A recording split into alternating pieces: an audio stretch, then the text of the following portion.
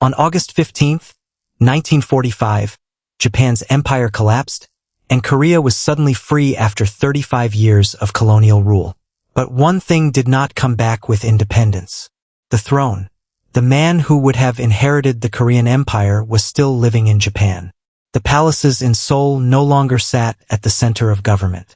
The royal household had lost most of the political world that once made monarchy possible. And when a new Korean state finally emerged in the south, it did not invite the dynasty back to rule. It wrote a republic into law instead. That is what makes Korea's story so unusual. Japan, the defeated colonial power, kept an emperor after the war. Korea, the colonized country that had lost its own monarchy under Japanese pressure, did not restore one. The simplest explanation would be that Koreans no longer wanted kings. But that answer is too neat. The royal family still carried enormous historical meaning. Palaces, tombs, family rights, royal names, and memories of the old court survived. Some Koreans remained sympathetic to the dynasty. The independence movement itself had once promised that the former imperial house would be treated with respect. So the real question is not why the royal family disappeared. It did not.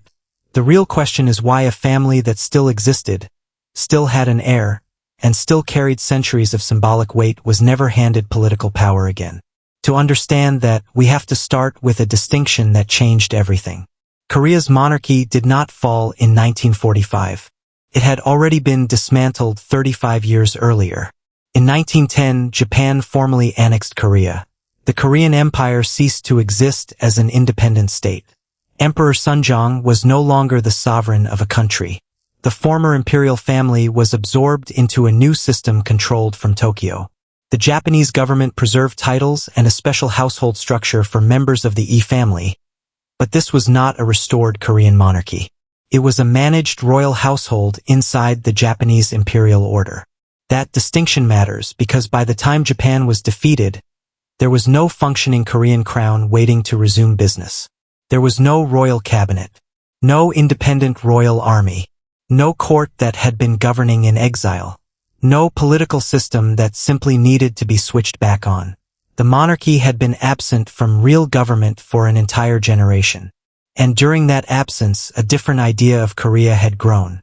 The turning point came in 1919. That year, the March 1st independence movement spread across Korea. Demonstrators demanded freedom from Japanese rule. Out of the wider independence struggle came the provisional government of the Republic of Korea, established in exile. Its constitutional language was revolutionary for a country that had been ruled by kings for centuries. The new state it imagined was not another empire. It was a democratic republic. Its founding charter declared that the Republic of Korea would be governed as a democratic republic, and that Koreans would be equal regardless of social class, wealth, or sex. Later constitutional language placed sovereignty in the Korean people. Yet the same provisional system did not demand revenge against the old imperial family. It stated that the former imperial house should be treated with respect. That is a crucial clue. The political choice was not simply between loving the royal family and hating it. The death of Emperor Sunjong in 1926 showed how complicated that relationship already was. His funeral became a major public moment, and the ceremonies helped provide a setting for the June 10th independence movement against Japanese rule. That did not mean demonstrators were demanding a restored throne. It meant the old royal house could still carry national emotion, because it reminded people of the sovereignty Korea had lost. This distinction would survive liberation. Royal symbols could be patriotic without being monarchist. A palace could represent Korea without representing a future king. A former emperor's funeral could become a moment of resistance without pulling the independence movement back toward hereditary rule. In other words, the dynasty still had emotional power. What it increasingly lacked was a political program. The choice was between honoring a dynasty as part of the nation's history and handing that dynasty the state. By the 1920s and 1930s, many leading independence activists had already built their idea of liberation around popular sovereignty. They wanted a Korea ruled in the name of its people, not a Korea that simply replaced a Japanese emperor with a Korean one. That meant the biggest political decision had already been moving in a republican direction long before liberation arrived. and the royal family itself was in a terrible position to reverse that movement. The most important surviving heir was Eun, often known as Prince Yong. He was the younger half-brother of Emperor Sunjong and had once been crown prince of the Korean Empire. His life had been shaped by Japanese control from childhood. In 1907, while still a boy, he was taken to Japan. He received a Japanese education and later trained in the Japanese military. In 1920, he married Princess Masako of Japan's Nashimoto family, who later became known in Korea as Lee Bangja. The marriage was part of a colonial world in which the Korean royal household was being drawn into the Japanese imperial system. For Eun, this created a brutal contradiction. He was a living symbol of the Korean dynasty, but he had spent much of his life inside Japan. He had worn a Japanese military uniform. His wife had been born into the Japanese imperial family. He had been separated from the Korean public for decades. Some of this was the result of coercion, colonial pressure, and circumstances imposed on him. He had not chosen to be taken away as a child. But politics does not judge symbols only by private intention. It also judges what the public sees. And by 1945, Eun was not an independence leader returning from resistance. He was a royal heir whose entire adult life had been shaped inside the institutions of the defeated empire. That made him tragic. It also made him politically weak. Then liberation arrived in the most chaotic form possible. Korea was not immediately handed to a unified Korean government. The peninsula was divided into occupation zones.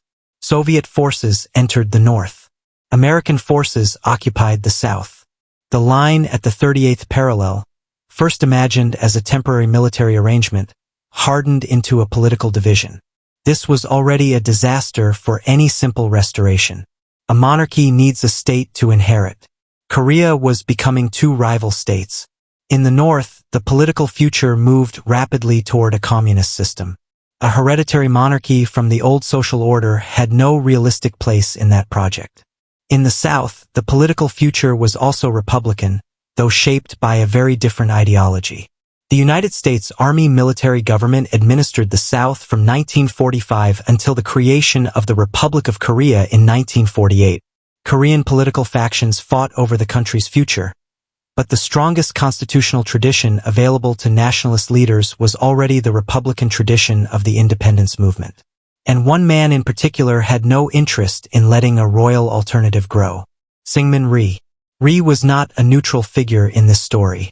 He had been a major figure in the Korean independence movement and had served as president of the provisional government during its early years. His political identity was tied to a republic. When the Republic of Korea was established in the South in 1948, Rhee became its first president. For him, Eun was not merely an unfortunate former prince. He was a potential rival symbol. The royal heir did not need an army or a political party to become dangerous. He only needed to become a focus for people disappointed with the new government. A dynasty can gather power from memory. A palace can become a political stage. A name can become a rallying point. Rhee understood that, and so the former royal family was kept at a distance. There was even a surviving royal figure inside Korea who showed what the dynasty had become without sovereignty. Empress Sunjong, the widow of Emperor Sunjong, remained connected to Changdeokgung long after her husband's death. She had lived through the final years of the Korean Empire, annexation, colonial rule, liberation, national division, and war. If royal blood and palace residence were enough to restore a monarchy, she could have become a powerful center of continuity. But she did not. She was a respected widow of a dead emperor, not the head of a rival government. She had no child who could inherit through her. She had no cabinet, party, or army. Her presence preserved the memory of the court, but it did not recreate the institution of monarchy. The Korean War forced her away from the palace for a time. By 1960, she returned to Changdeokgung and spent her final years there. That image matters because it reveals the difference between a royal household and a monarchy. A royal person could still sleep inside a palace. Court attendants could still observe old customs. Visitors could still treat her with deference. But the decisions of the country were being made somewhere else. Ministers did not report to her. Laws did not require her approval. The armed forces did not swear allegiance to her. The palace had become a private, ceremonial island inside a republican capital. That gradual separation made restoration less dramatic than people often imagine. The dynasty was not removed in one final act after liberation. Instead, every function that once made the dynasty sovereign had already moved elsewhere. Government went to republican institutions. National defense went to the new state. Taxation went to the state. Foreign relations went to the state. Former royal lands went increasingly under public control. And the surviving court became smaller, older, and more private. By the time Empress Sunjong died in 1966, there was still respect for what she represented. But there was no serious constitutional uncertainty about who governed South Korea. The answer was no longer inside Changdeokgung. Eun wanted to return to Korea after liberation, but he was not allowed to come home. The political barrier lasted for years. Other members of the family also remained stranded abroad or lived in sharply reduced circumstances. Think about the reversal. A man who had once stood in the line of succession to an empire could not freely return to the capital his ancestors had ruled. And this was not happening under Japanese colonial rule anymore. It was happening after liberation. That is one of the strongest reasons the monarchy was never restored. The first South Korean government did not leave the question open. It closed the political space in which restoration might have become possible. Then law made that closure far more permanent. The first constitution of the Republic of Korea was promulgated in July of 1948. It created a republican state. It declared equality before the law and rejected privileged social status. This was not a temporary arrangement waiting for a king. It was a constitutional decision about what the new country was supposed to be. The old dynasty could survive as a family, could survive in memory, could survive in ritual, but hereditary political privilege no longer fit the legal structure being built. And the change did not stop with titles. It reached into property. Under Japanese colonial rule, the former royal household had still possessed or managed large amounts of land and property through institutions built around the household. After liberation, management of surviving crown properties in the South passed through the American military administration. When the Republic of Korea was established, the new government treated former crown lands as state property rather than the economic base of a returning monarch. Much of that property was later sold or redistributed. This mattered more than it might seem. A monarchy is not only a crown. It is also money, land, staff, residences, offices, legal privileges, and a recognized institution that can support a royal household over generations.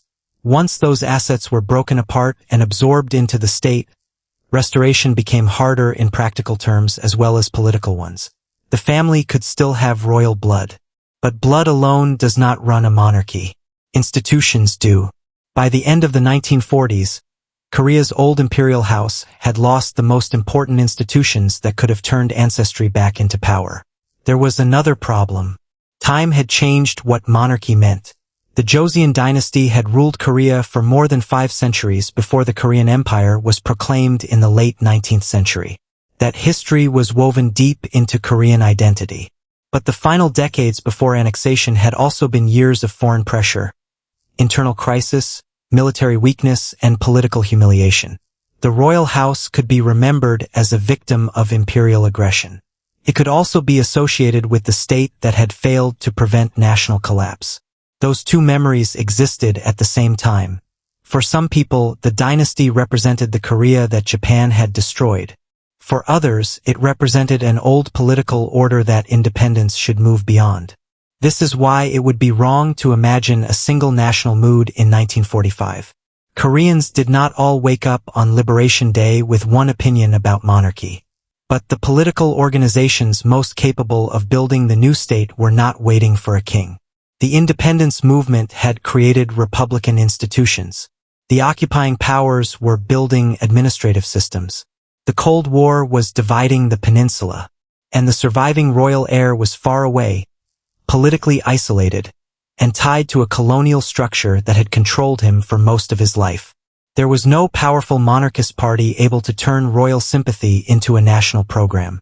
No mass movement forced the question onto a ballot. No army declared for the House of E. No major foreign power insisted on restoring it. And without those things, monarchy became a memory faster than it became a possibility. The contrast with Japan makes this even clearer.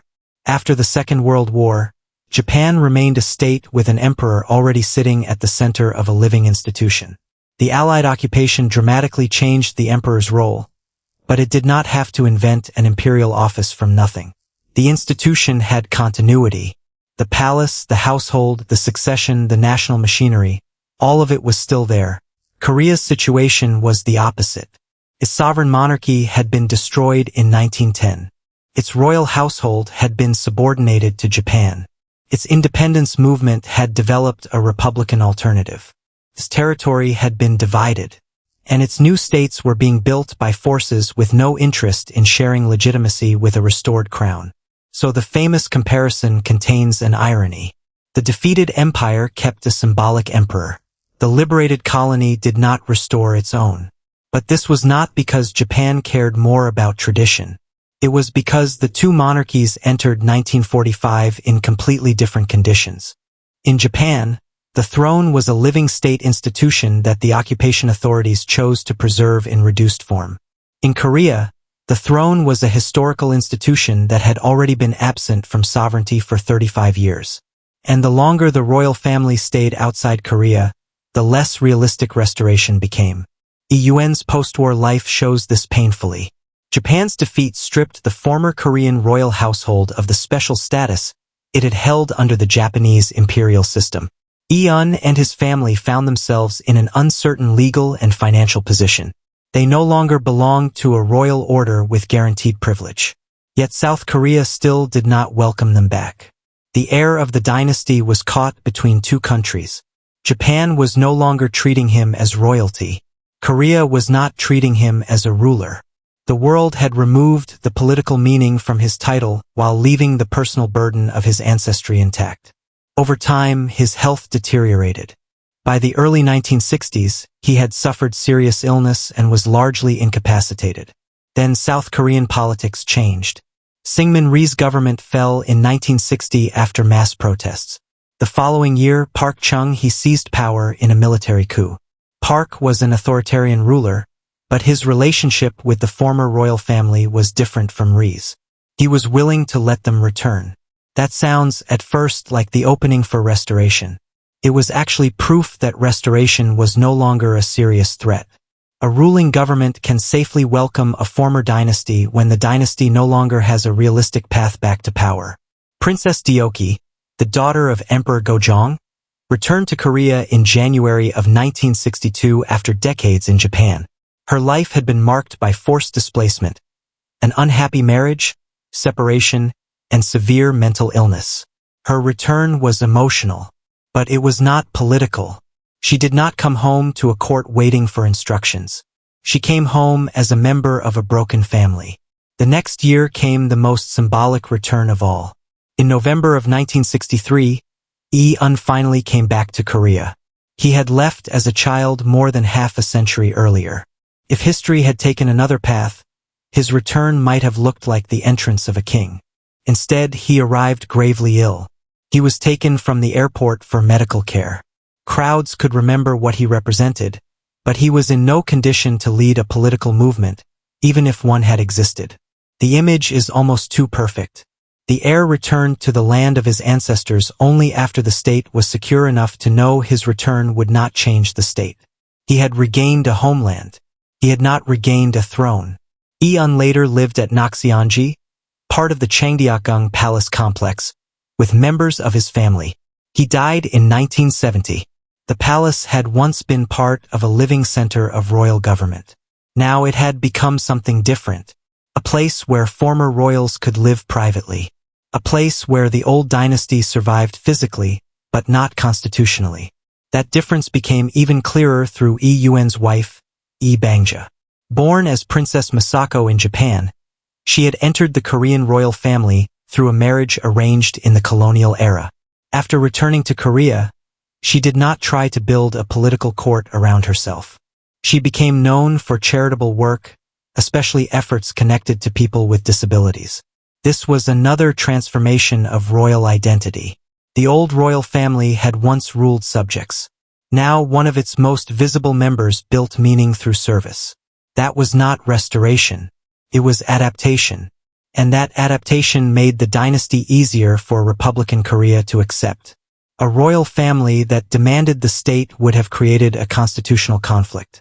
A royal family that cared for heritage, charity, and memory could be folded into the nation without threatening the republic. The same pattern appeared in the next generation. Lee Yun's son, Lee Koo, had been born in Tokyo in 1931. He grew up far from the Korea his ancestors had ruled. He studied architecture in the United States, including at the Massachusetts Institute of Technology, and worked as an architect. This is one of the strangest status inversions in the whole story. A man who, under a surviving monarchy, might have been groomed for a throne instead trained for a modern profession. When he returned to Korea in the 1960s, he was not installed as crown prince of a constitutional monarchy. He taught, worked, and tried to build a life in the republic. He later faced business difficulties and spent long periods outside Korea. The royal bloodline remained famous enough to attract public attention, but not powerful enough to guarantee an easy life. That tells us something important.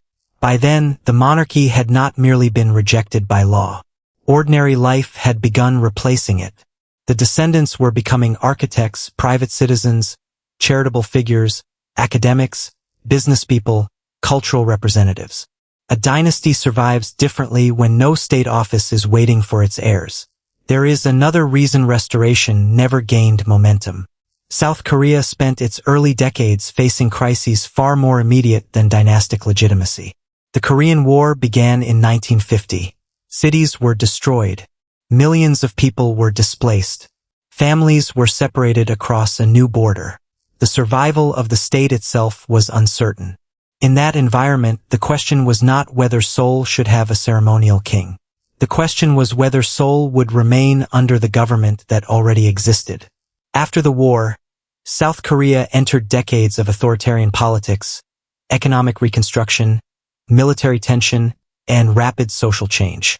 The presidents who ruled the country often held enormous personal power, but they still claimed authority through the republic.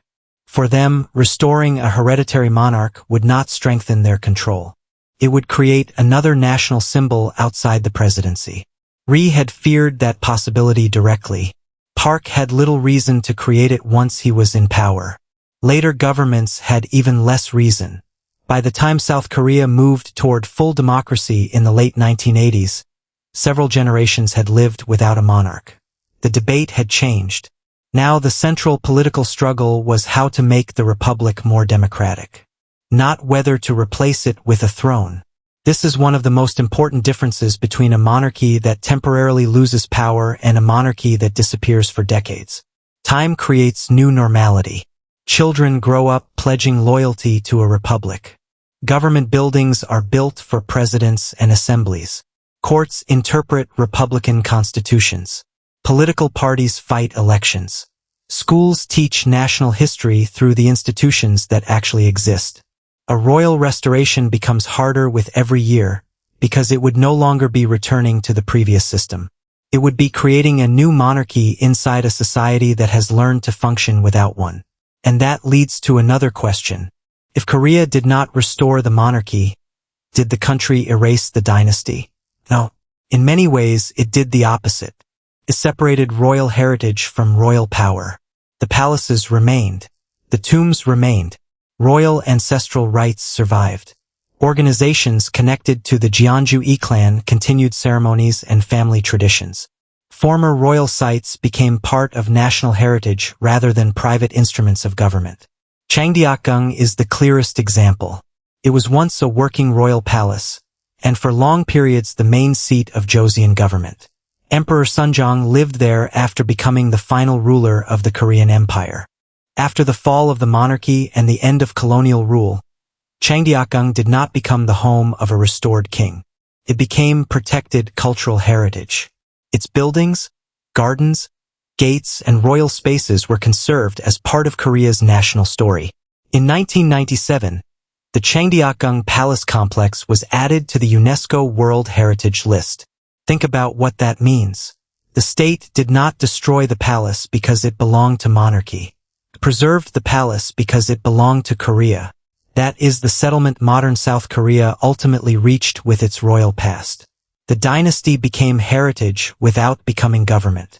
The throne hall could survive while the throne remained empty. The royal tombs could be protected while no royal succession held any legal power. An ancestral right could continue without turning into a state ceremony of monarchy.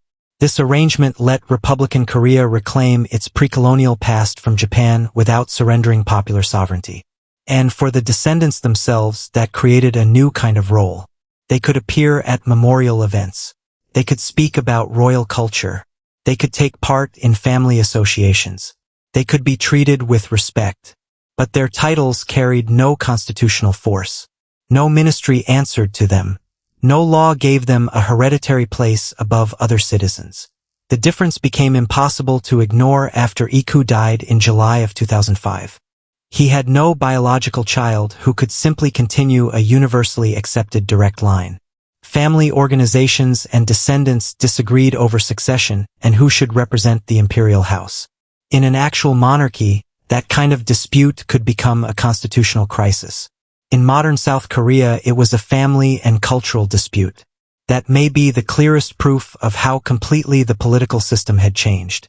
People could argue over who was the proper heir. But the presidency did not change. The National Assembly did not stop working. The courts did not wait for a royal proclamation. The state continued exactly as before. The succession mattered symbolically. It did not determine who governed. Iku's funeral, however, showed that the dynasty still mattered emotionally. Thousands of people came to pay their respects. Traditional royal elements appeared in the ceremonies. The event carried the feeling of an era closing. That response might seem to suggest that Korea secretly wanted a monarchy after all. But mourning a dynasty is not the same as wanting to be ruled by one. People can feel affection for royal history, sorrow for what happened to individual family members, and pride in the cultural achievements of Joseon, while still preferring a republic. Those feelings are not contradictory. In fact, modern Korea has repeatedly shown how easily royal imagery can return in culture while staying absent from politics. Palaces are major historical attractions. Royal clothing appears in ceremonies and media.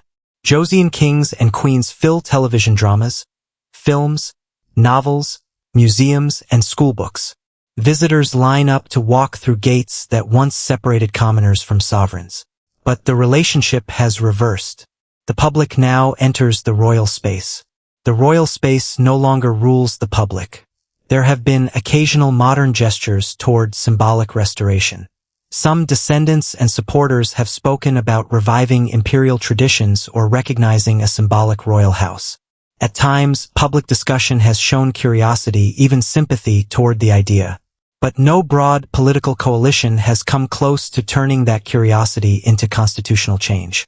And that distinction matters. A symbolic royal family can sound harmless in conversation. Actual restoration requires answers to difficult questions. Who is the legitimate monarch? Which branch of the family has the strongest claim? Would the monarch be called king or emperor?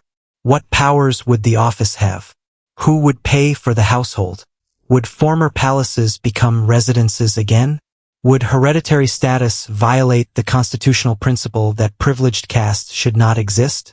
Would North Korea ever recognize a monarch in a future unified state? Would citizens accept changing a national system built around republican sovereignty for more than 7 decades? The moment those questions appear, nostalgia becomes constitutional engineering, and the easy romance disappears. This is why the monarchy never returned, even after public attitudes toward the royal family softened. The barriers were no longer only emotional. They were structural.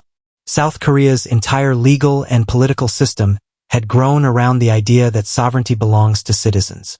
To restore a crown now would not simply honor history. It would require rewriting the meaning of the state. The fate of the royal family also reveals something deeper about liberation.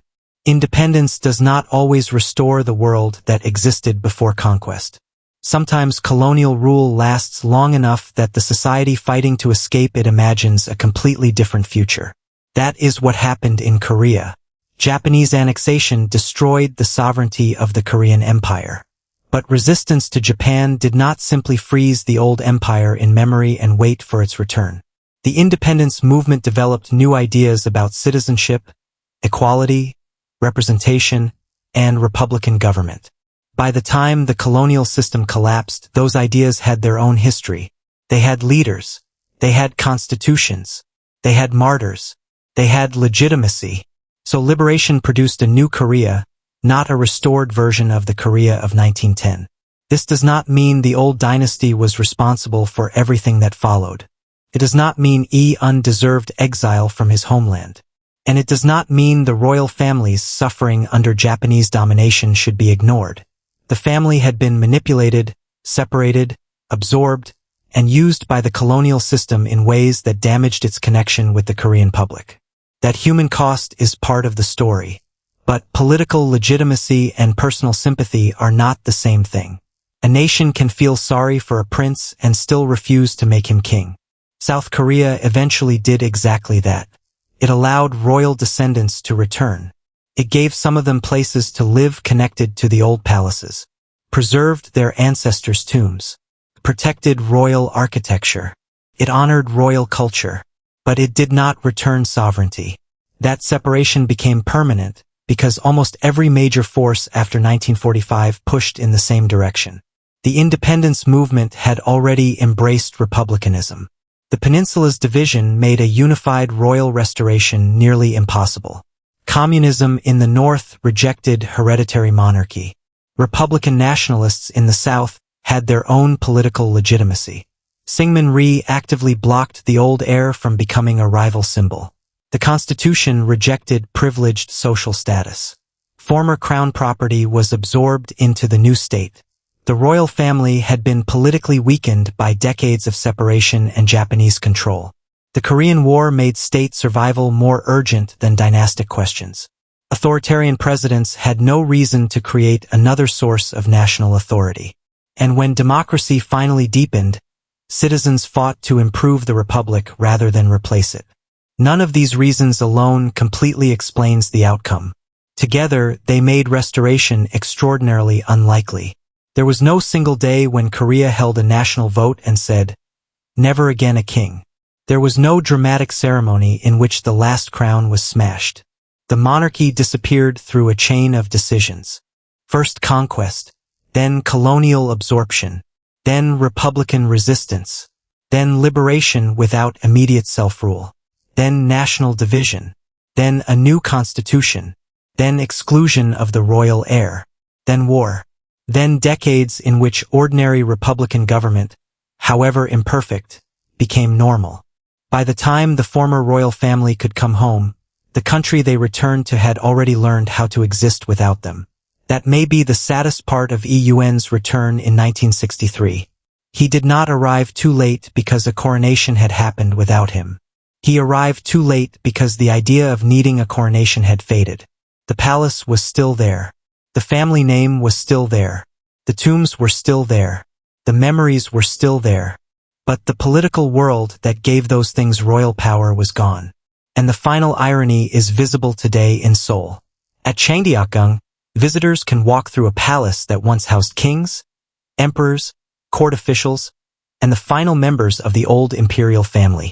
The site is protected, studied, restored, and presented as one of Korea's great cultural treasures. It has never been more securely preserved as part of the nation. And it has never been less likely to become the seat of a monarch again. That is why Korea never restored its royal family after Japanese rule ended. The dynasty survived. The monarchy did not. And in the end, the empty throne became part of the republic's heritage, rather than an invitation to restore the crown. If you had been living in Korea in 1945, would you have brought the royal family back as a symbolic monarchy? Or would you have chosen the republic that emerged instead?